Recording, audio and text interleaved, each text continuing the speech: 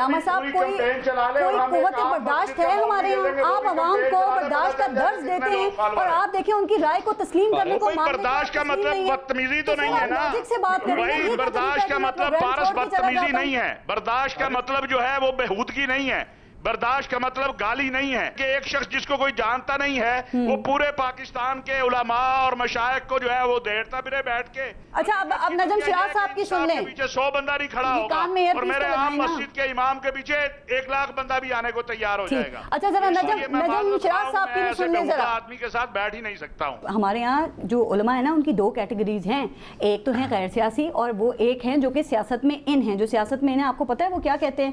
وہ یہ کہتے ہیں کہ پاکستان اسلامی جمہوریہ پاکستان کہلایا ہماری قربانیوں کی وجہ سے. وہ یہ کہتے ہیں کہ آئین میں اسلامی شکوں سے لے کے مساجد کے آباد ہونے تک ہمارا کردار ہے. وہ کہتے ہیں کہ جو لوگ بیٹھ کے سامنے کہتے ہیں نا کہ علماء کا کردار کنویں کے مینڈک کے جیسا ہے یا یہ الزام دیتے ہیں، ان کی اپنی کریڈیبلٹی اور ان کا اپنا کردار کیا ہے؟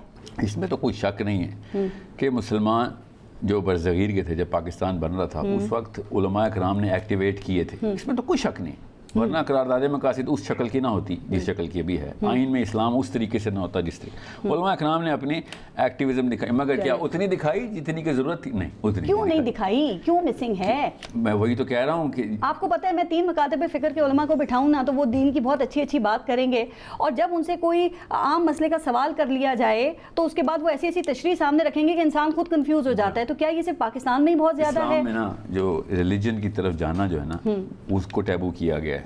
عمومی طور پہ ایک لڑکی حجاب کرتی ہے نا تو اس کے اپنے گھر والے اس کے خلاف ہوتے ہیں کہ تیرا رشتہ نہیں ہوگا. یہ ٹیبوڈ ہے، یاد رکھیے گا. داڑھی والے بندے کے خلاف اس کا اپنا باپ ہے، ٹھیک ہے نہ اس کا کوئی اور ٹریننگ مٹیریل ایسا ہے جو اسکول سے مل رہا ہے. اپنے گھر سے یہ درسگاہ ہماری کرپٹ کی گئی ہے. وہ کیسے کی گئی ہے تو ہمیں پتہ ہے. آپ کا مولوی جو ہے وہ مسجد کا مولوی وہ ہیرو نہیں بن سک رہا، حالانکہ ہیروئزم کا مینول اس کے ہاتھ میں ہے.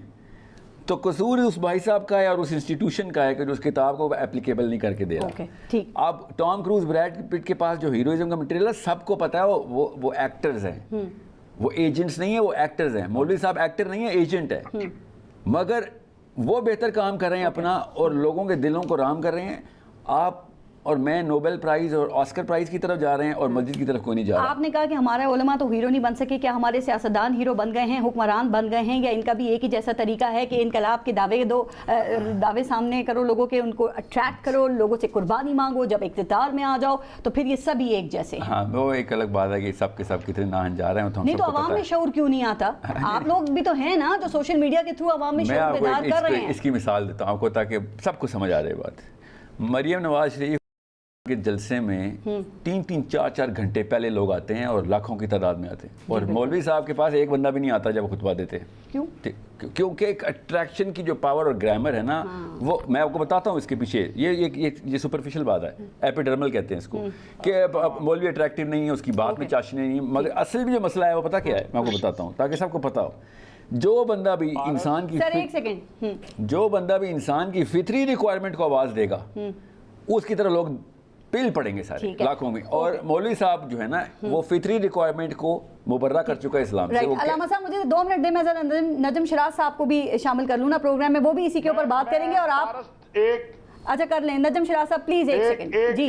جی علامہ طاہر اشرفی صاحب. پہلی بات تو یہ ہے کہ اگر مجھے نہیں پتا یہ صاحب کون ہیں لیکن یہ مجھے بڑے لا علم سے لگتے ہیں حالات سے، تو اگر تو اس طرح پروگرام کرنا ہے تو میں معذرت کروں گا کیونکہ میں ان کو جانتا نہیں اور یہ شروع سے چلے ہیں مولوی صاحب مولوی صاحب مولوی صاحب. گزارش یہ ہے کہ چونکہ میں نے چھوڑ دیا ہوا ہے یہ جو ٹی وی کے اوپر اس طرح کا مجادلہ ہے نا، اور یہ بھی آ جائے میدان میں اور ایک مولوی کو بھی ہم بلا لیتے ہیں، عام جو مسجد کا مولوی ہے وہ ان سے زیادہ آدمی اکٹھے کر لے گا.